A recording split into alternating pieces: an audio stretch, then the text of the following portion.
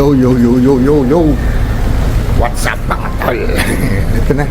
Ang pamili namin ng mga kailangan. Yung tubo namin, wala na. Grocery rin namin lahat. At least libre grocery, di ba?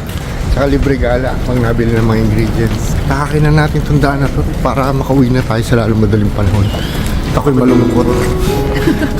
Bakit? Meron ka pala bang iipon? Di bale, yung ano, wala, kahit ang kutswelo eh. Well, massage mo na lang mamaya na lang ha. Please lang ha. O sige ma'am. Massage mo ako ha. Sa braso lang. Sakit ang kamay ko. Kaluluto. Day off ko na eh. Day off work pa rin. Hindi ganyan tayo ka-hectic. Kasi gusto natin yumaman. Mas tita Carol. Antok-antok pa.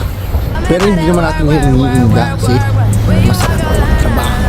Ay, dito work. Balik ka na. Ako, pit-pit pa ako na ano. Aldi, ito yung ating ano, pinagtrabahuhan. Yung ating hard day's work, got paid. Yun yung ating konsuelo sa ating ano, pinagpagurang menu. Meron na tayong pang grocery sa loob ng isang linggo, di ba? Kaya papunta dun yung work ko, dun. Ayun yung Dominelli, yung kay Kuya Benny.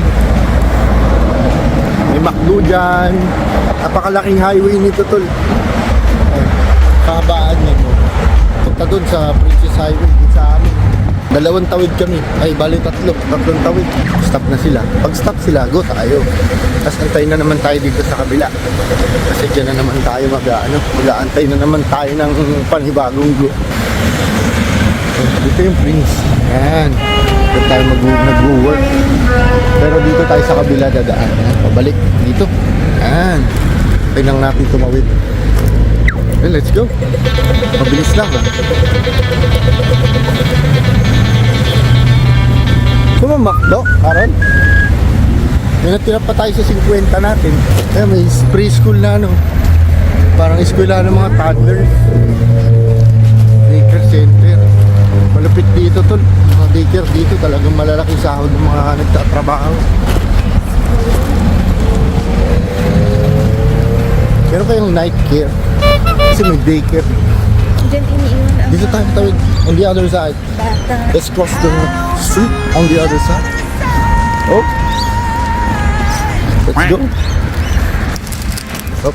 Ganito po katakaw ang asawa ko eh. Hindi naman po. Bong Revilla po. Nandito na si Bong Revilla! Bong Revilla po. Bong Revilla po. Pwede. Oh, pilot ka muna. Ayoko. Tawid ka. Kumakita yung trabaho ko. Nag-enjoy ako sa day off ko eh. Papakiramo ko ng trabaho. Pag pahinga. Pag trabaho. Diba? Kaya nga, mga birds na yan. Hindi natin yung nakikita sa work. Ayan, ngayon lang kami uli nakapunta dito sa lugar na to. Kasi, hindi naman, ayan o, Club Kirawi. Anong ginagawa nila?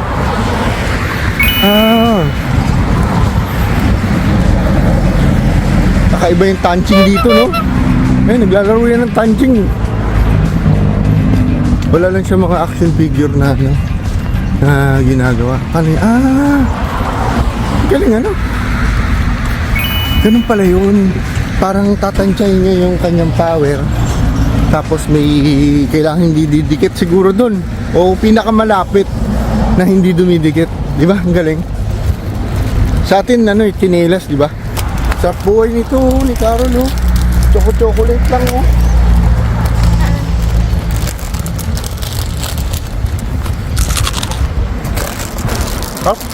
Top naman ako. Ganito lang ang buhay namin dito. Kaya boring. Boring ba buhay natin dito? Boring in the sense na wala kasing masyadong nakakasalamuhan tao. Pero ngayon, marami na tayong nakita at na-meet ng mga tao. Kaya okay na. Pero dati nung kami lang ni Tita Carol, noon kaming TV, pagka nandiyo si Sir, nakipagkwentuhan kami. Pero most of the time, kami lang. Ngayon eh, meron na kaming mga napapasyalan, nangangapit bahay kami, nanging kaming ulam. Yung mga ganun. In short, buraot. Ang ganda, Carol, oh. Meron kayo nakatira dyan? May iba naman. Change of pace naman yung ating pinuntahan ko. Kaya iba naman yung makikita natin. Hindi naman natin alam kung ano yung makikita natin dito. Yan, ganda ng bahay ito, no? Ano? Maganda-ganda dito sa pinuntahan natin kasi marami tayo ibang makikita ng lugar. Unlike dun sa kanina, eh, araw-araw ko na yung pinupuntahan sa trabaho kaya nakakasawa. Yan, karamihan ng mga bahay dito, ganyan. Yung mga bricks. Ang ganyan sa kabila. Medyo mahis ngayon dito, tol, kasi maraming mga usok-usok na parang sinigaan yata nila. Eh, yung mga lokal dito, nagkakaroon ng parang hay fever na kagaya ng anak ni Ate Carla na si Anika. Nagkaroon siya ng hay fever. Parang sanhin yun ng usok dito na parang nagkakaingin kasi sila. Naghahanda na sila para sa summer. Para hindi na sila kumalat yung bushfire. Yun ang ginagawa nila. Nagkakaingin sila, gumagawa sila ng parang border na parang hanggang doon na lang kung saan mag bushfire. Mga bushfire prone area. Eh yun, ginagawa nila, inunahan na nila. Ginagawa na nila ng parang borderline. Tayo baka may kalakal dito. Kaso walang putpat. Diretso na lang. Ayan pala, tol, tsaka spring na rito. Kaya ayan, nagsisimula ng tumubo yung mga bulaklak, tsaka sumibol uli yung mga dahon-dahon. Ang gaya niya. Ayan. Pagdating ng spring yan, eh, mag-uumpisa na uling tumubo yan. Doon sa park, napakaganda. Umusbong na yung mga bulaklak. Ang boses ni Tiny. Date naman. Malapit na tayo, tol. Makakabalik na rin tayo sa Sutherland, sa bahay natin.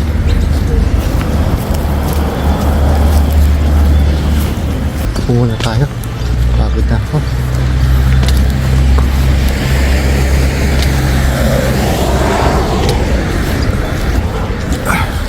Ano ba tayo? Dito na tayo, ayun, tawiran. Dito tayo pumasok na nakaraan eh. O mamaya ulit, tol. Na po, si Tita Carol, nagbabiyahe na po. At medyo malayo yata yung ating nalakad. Saan na ba tayo? Dito na kami sa Bupa. Papalo up ni Tita Carol yung kanyang papers. Ito, ang daming mga park. Hindi ka mananawa. Kagaya mo. Pwede mo isama yung baby mo dyan. O pwede ka magpahipahinga dyan. May mga hidden gem dito nakatago. Pwede mong puntahan. Ito yung isa sa pinakamalaking aged care facility o retirement village dito sa Sutherland. Tumbo pa. Yan. So basically, dyan sila nakatira. Dyan sila naglalagi. Yung mga may edad na, mga retiree. Yan. Yan sila. Napakaganda. No? Parang? Apartment siya na may isang unit sila dyan. Mukha siyang yung Azure. Yeah? Yan. Retirement village. Bupa. Akala ko malayo-layo na tayo. Hindi pa pala. Malayo pa ka. Malayo pa, pero malayo na. Ano mga banat? Malayo pa, pero malayo na. Look at the beautiful view.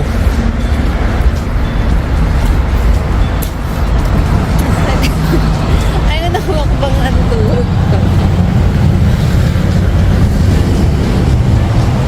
Oh. Ramdam mo na si Tita Carol pagkapagod na nag-iinarte na. Bombastic side eye. Criminal offensive side eye. Kasi maangot na, tas nangiirap na. Mahal kaya rent dyan?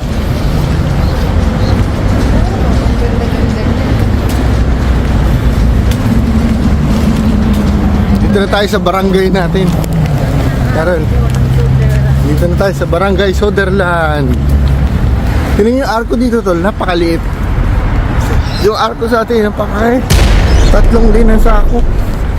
Tapos may mga tatakpan ng mga kung sino man yung nagpagawa nun. Ito wala naman.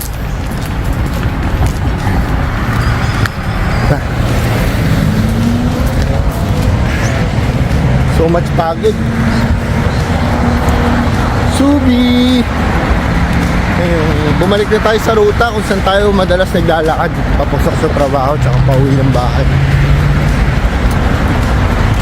Konting tiis na lang, Carol. Kapit ka na. Mamaya magpupunta tayong Binis. Lahat ng gusto mong damit doon kukunin natin. Kaya pag ganyan-ganyan lang muna tayo, pa-relax. Bukas pasok na naman. Anong oras pasok mo bukas? Hanggang 6:30 to 12. Pero ang sahod dyan katumbas ng 7 to 12. 5 hours ang pasok pero katumbas ng 12 hours ko yung sahod. Huh? Yabang mo naman. Nangalay ako eh. Tingnan yung mga bahayan. Puro ganyan na halos dito. Saan? Pauwi na siya. Baka umiikot yun talaga. Mababa na yung lakad natin tol.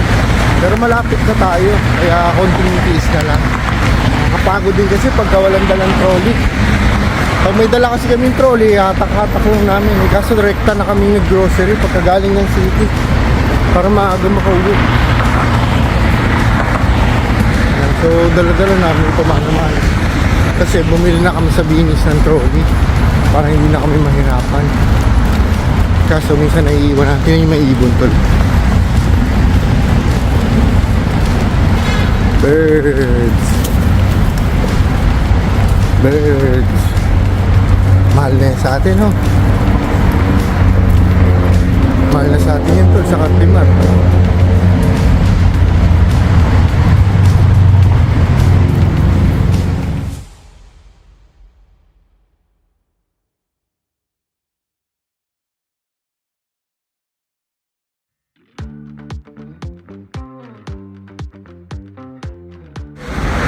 Mamaya na lang ulit tol. At malapit na tayo tumawid. Mamaya ulit. Tol, subscribe naman kayo sa YouTube ko para sabay-sabay tayong mamasyal at mapagsalu-saluhan natin kung ano yung mapapasyalan natin dito sa Down Under. Bye-bye! Thank you, Tol!